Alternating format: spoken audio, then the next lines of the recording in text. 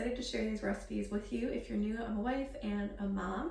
Actually, my oldest daughter's birthday is today. She just turned 4, so we're really excited about that over here. But I'm excited to share these recipes. I really like to share recipes that I make for my family, so I'm excited to start cooking. First, I'm gonna make a 1-pot French onion pasta. I have to slice up 3 onions and some mushrooms, and then we'll get started on that. So first I'm gonna go ahead and slice up the onion.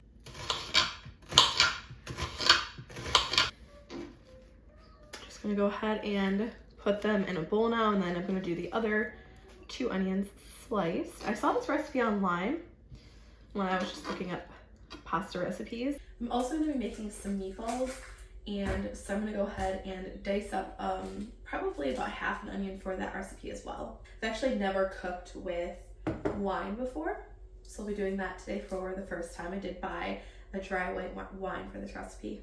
Okay, that's the final onion, the 3rd onion that I need to slice. So I'm gonna go ahead, put these in a bowl, and then I wanted to get the onions cooking right away because they do take quite a while to caramelize. But before I do that, I'm just gonna go ahead and chop up the other onion that I need for the meatballs that I'm gonna make now as well. And I'm gonna go ahead and just use half of the onion for the meatballs, and I'll save the other half for another recipe. I did buy some more ground beef, some like burger patties, so I might just save that for some burgers later in the week. I'm gonna use a pat of butter. That's probably about a tablespoon of butter, and then I'm gonna also add some water. I kind of like a mix of butter for the flavor and then water just to keep it a bit healthier. The butter is melted, so I'm gonna go ahead and add in those onions. Add in some water. And I'm just gonna kind of break apart the onions. And what I like to do is I like to, until they get pretty soft, I just make sure there's some water in there. So every time the water runs out, I'll add a little bit more. And so I man the stove. You know, I always kind of pay attention to it, but I don't constantly stay over here and stir the entire time because I don't think the onions need that until they're really starting to caramelize and get brown, because I don't add as much water to the pan then. So this will probably take maybe 30 minutes for the onions to caramelize. While the butter's melting, I'm gonna go ahead and slice up the mushrooms. And I know a lot of people don't like mushrooms, so if that's you, if you don't like mushrooms, I think it would be fine to just leave it out. I mean, you could substitute a different vegetable if you want, like maybe peas or asparagus. I mean, it wouldn't be as traditional, but I think that would be good as well if you don't like mushrooms. You can just do whatever, you know, works for you. And we're just gonna go ahead and set the mushrooms aside. So I believe we're done with all of our chopping for today, so that's really nice. Back to the onions, you could see they're starting to get translucent and they're definitely starting to soften up, but they're looking nice. It's been about 12 minutes and they're definitely starting to come along. We don't have any kind of caramelization, any color on them yet, so they definitely need more time. But I'm actually gonna replenish the water right now. So I'm moving on to the meatballs now, just because the onions still need to cook for a while, and I will just start the water and the broth for that pasta in a little bit, so that the timing will be kind of, when the onions are done, then the pasta will be done, something like that. So I realized that the meatball recipe calls for parsley. I don't have any parsley. I don't have a lot of dried parsley either, but I do have this fresh basil. And I know the flavors are different, but I think it should work out well. So I'm just gonna substitute fresh parsley for fresh basil. And so I'm just gonna go ahead and take them off the stem. I just rinse them off. And I'll just go ahead and use kitchen scissors and I'll give them a nice chop. I love fresh basil. I'm hoping to grow some in our garden this summer. We just have a really small garden that this will be our 2nd year that we're doing a really small garden. Okay, so I'm just gonna kind of roll it up and just give it a nice chop. And if the pieces are too big, I'll just kind of take my scissors at the end and just chop like this in the bowl. I think that'll work out well. I have made this recipe before and I think it's so good. I do like to add a little bit extra seasoning than what the recipe calls for, but I love it. I'll definitely link it down below so you can check it out. But it's a really tasty meatball recipe, and it calls for 2 pounds of meat, so it makes quite a few meatballs, which I love. So I'm planning on freezing some, probably about half, and then we'll have some with spaghetti tonight. I realize I'm making 2 different pasta dishes, but we'll have spaghetti tonight for my daughter's birthday, and then we'll have probably meatball subs, just marinara and maybe some mozzarella cheese melted on there for dinner another night this week. And then within the next, couple of months, we'll finish off the rest of the meatballs. I'm not sure exactly how, but I love, barbecue meatballs. I love doing like a barbecue meatball pita. I think I've included that recipe in a different video here on YouTube. If I did, I'll definitely see if I can find it so I can include that recipe. But basically I make a coleslaw, or use frozen meatballs, or I make meatballs, and then I just put it all in a pita. It's so tasty. The crunchy coleslaw with the creamy dressing goes so well with barbecue meatballs. So we'll definitely find something to use the meatballs with, or maybe we'll just have them, with spaghetti another week as well. I think that's enough basil, so I'm gonna go ahead and just chop it up a little bit smaller. I'm moving back to the pasta, and I'm gonna go ahead to a pot. I'm gonna add 2 cups of water. And then I have some beef broth that I bought from the store, and I'm gonna go ahead and measure out 2 cups of this as well. I actually saw an interesting recipe that I want to try on Instagram, and this person used fresh tomatoes, sliced onions that were just raw, like uncooked, and put them in the pasta water to boil, so then the tomatoes and the onions were nice and cooked by the time the pasta was done. I thought that was a great idea. I've never seen that done before, and I'm definitely going to be trying that. Maybe I'll post it in a video, but I thought that sounded really unique. So I'm going to go ahead and get this on the stove. Now I'm going to get started on the meatball mixture. So I'm going to start with the meat first. So I'm doing 2 pounds of ground beef. The recipe actually calls for 1 pound of ground beef and 1 pound of ground pork, but I usually just do ground beef for meatballs. I froze my meat when it was raw, and then I just took it out of the freezer yesterday morning for it to thaw. But I was talking to my sister about this, and I pretty much always just freeze like raw ground beef. I mean, of course, I'm making this meatball recipe and I'll freeze some of the meatballs, but she was saying that she usually froze cooked ground beef so she could just really quickly put together tacos or anything like that. And I thought that was a great idea, so I might start doing that more in the future, because I usually just cook my taco meat and my ground beef for when I make like spaghetti with meat sauce or something like that right when I'm gonna make it. But it sounds pretty convenient, and I think taco meat, ground beef with taco seasoning would work really well if it was frozen. So I think this ingredient makes this recipe. Grated Parmesan, it's so good. I think it helps with the texture. It has a nice like Parmesan flavor. I love it in there. I'm gonna add a little bit extra, probably about half as much. If you've never tried Parmesan in your meatballs, it's so good. My onions are actually starting to get pretty soft. The water has pretty much run out, but they still are like really wet. They still have a lot of liquid, so I'm not gonna add any more liquid. And I'm just gonna go ahead and just let them continue to cook, and then hopefully they'll start to get some color now. It's been about 25 minutes. If you're making these recipes, it won't take this long, but filming just adds a little bit of extra time. I need an egg. And then I've used some Italian seasoning breadcrumbs before. I used a half a cup of that. I'm gonna add in that basil that we chopped up. I also wonder if cilantro would be good in here. If you like cilantro and you don't have fresh parsley or fresh basil, or you don't feel like using it, I think cilantro would be a nice fresh flavor in there. I didn't say how much salt or pepper to add. I'm gonna add a teaspoon of salt. And then I'm just gonna crack in some pepper. I don't make things too peppery over here just because, I have 2 young kids and they wouldn't like a lot of pepper. But this is 2 pounds of meat, so, if you want to measure it. It doesn't say measurement, it just says salt and pepper to taste. I actually think I'll add 1.5 teaspoons of salt. I really don't want these to be not salty enough.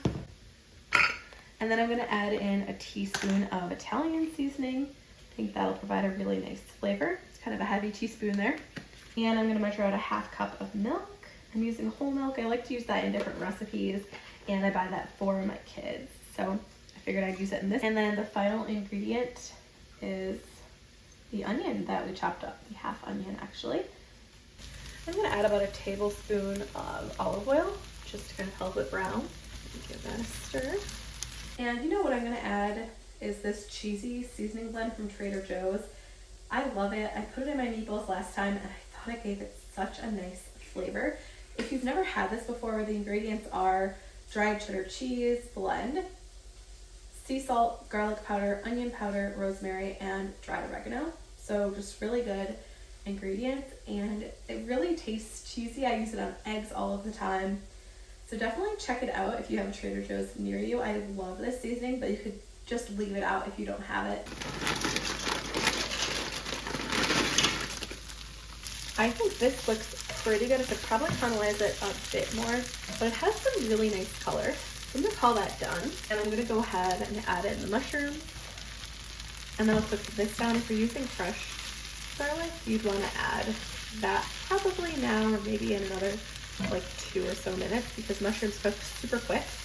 But I am just gonna add ground garlic, and you could add your fresh thyme if you have that, but I forgot to buy that at the store.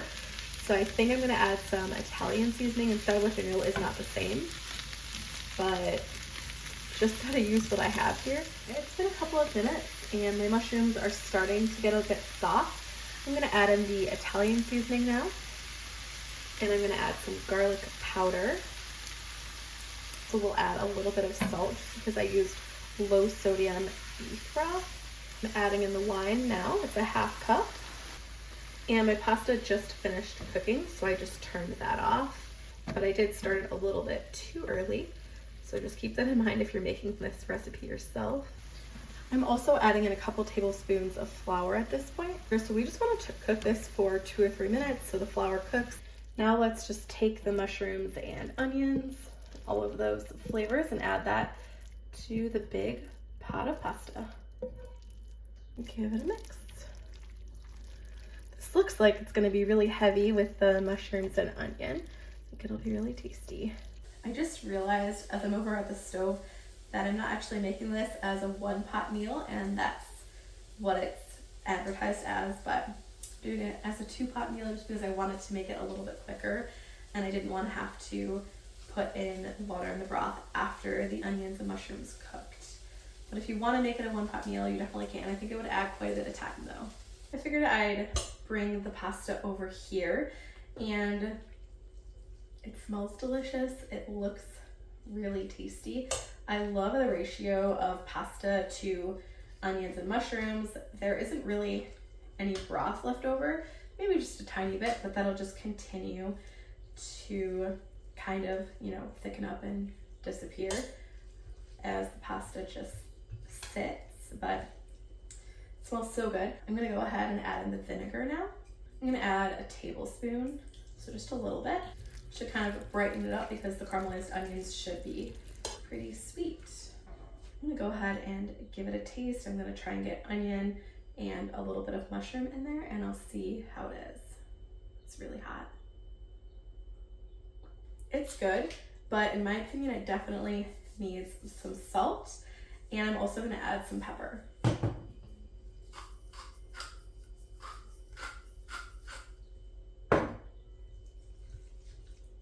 It's just gonna be us eating it, so I'm just gonna go ahead and use the same fork in there, and I'll give it one more taste. It's a lot better. It's really good. It just needed a little bit more salt. I love it. I'm really excited to eat it. I'm gonna go ahead and dump this out, and then we'll move back to the meatballs. And if I have time, I think I'm gonna make a protein ball recipe. I have some protein powder that expired a little bit ago, and I wanna make sure and use it before it goes bad. So I have a recipe that I've made before. They're kind of like cookie dough balls, but it uses protein powder instead of like a lot more flour, almond flour or something like that. When we eat it, I'll probably add some Parmesan to the top. I think that would be so good. Now I'm gonna get back to working on the meatballs. So I have this big sheet tray and I'm gonna line it with parchment paper. I might need a couple of sheet trays, but for now I'll just start with this. If you have gloves, you could use that. I just don't have any. So I'm just gonna go ahead and, the meat is still slightly frozen in the middle, but I think my hands will just warm it up. So I'm just gonna use my hands. You could use gloves if you have that. I have heard that you shouldn't over mix if you're making meatloaf, meatballs, anything like that, because then your meat can get tough. Okay, I think that's good. It looks really pretty with the fresh basil in there. So I'm gonna do each meatball to be about 2 tablespoons in size, just slightly over. I love like smaller meatballs, but it takes a lot more effort, a lot more work. So this is what I'm gonna do with them. It feels really tender. I think it'll be really tasty. I love frozen meatballs. We eat frozen meatballs more than we eat like homemade meatballs, but homemade meatballs have just a nice texture. They're like a little more tender, I would say, and they have such a great flavor. I mean, you can't beat homemade meatballs, but the convenience of like frozen meatballs is so nice. But we're getting the best of both worlds with this because I'm gonna freeze some and they're homemade. I have 1 sheet tray full. I'm gonna go ahead and take out another one, and I also need to turn on the oven. I forgot to do that earlier. They're ready. I'm really excited to eat these and I'm excited to have some in the freezer, but I made 38 meatballs. They were about 2 tablespoons each, and I'm gonna bake them at 400 for probably about 20 minutes, but the oven's currently preheating. I'm just gonna throw them in the oven now anyway, just so that I can completely sanitize everything. Now I just have to remember to use the broth because I'm not the best at actually using a half carton of broth, and then I'll have to find some use for that. Wine back there is a dry white wine. Maybe my husband will drink it, or maybe I'll put it in another recipe later on this week. I've got all the ingredients ready for this recipe, so to start, I'm gonna go ahead and measure out a half cup of this peanut butter. It calls for cashew butter. I only have peanut butter, so I'm just gonna use this peanut butter. I made another recipe pretty recently that also called for cashew butter, and that's not something I don't think I've ever had. I don't think I've ever had cashew butter, but I have made this recipe before with peanut butter, and I like it. I like this recipe because I don't think it tastes a lot like protein powder, whereas I made a smoothie this morning with the protein powder.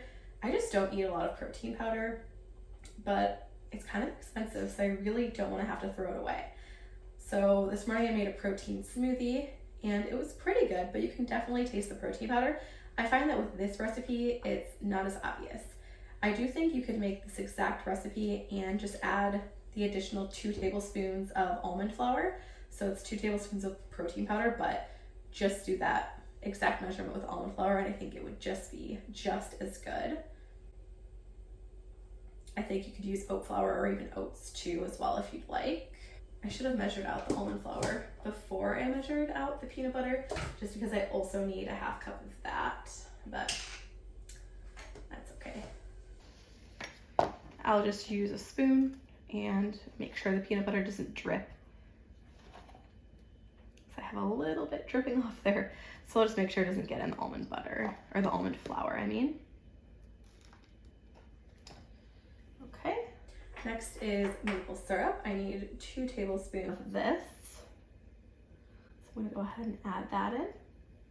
Half teaspoon of vanilla, so I'll just kind of dump in a little bit. I'm gonna add a little bit of salt, and I'm gonna add in a scoop of protein powder. It calls for a 1/4 cup, so I'm just gonna assume that a scoop is a 1/4 cup. And a splash of milk. I'm using almond milk. It says oat milk, but I'm sure you could use regular milk as well. And this is not included in the recipe, but I mean, I thought this sounded super good. So I'm gonna add 2 tablespoons of mini chocolate chips. That's everything. So I'm gonna give this a nice stir, and I'll add some more almond milk if I think it needs to be a little bit more liquidy. I could also add a little more almond flour if I think it needs more, you know, to be thicker as well. This looks really perfect. So you can see it's definitely gonna roll into balls really nicely. I'm gonna use this pizza pan just so that I can form all the balls, and I'll go ahead and refrigerate them. And then once they kind of harden a little bit, I'll put them in a smaller container to store in the fridge. I'm gonna do 1 tablespoon protein cookie dough balls, but they're gonna be pretty small. I think that'll be kind of a fun snack. So they're gonna be about this big. You could do 2 tablespoon balls or something like that if you'd like. I'm pretty happy I got mini chocolate chips because those are a nice size for these small cookie dough balls. Oh yeah, I did it for that chocolate malt cup recipe. I was supposed to use mini chocolate chips, and I ended up just putting about 1 regular size chocolate chip in each of those. I will link that video down below. That should be the video that I just posted last week. I loved all of those recipes. I just took these out of the oven.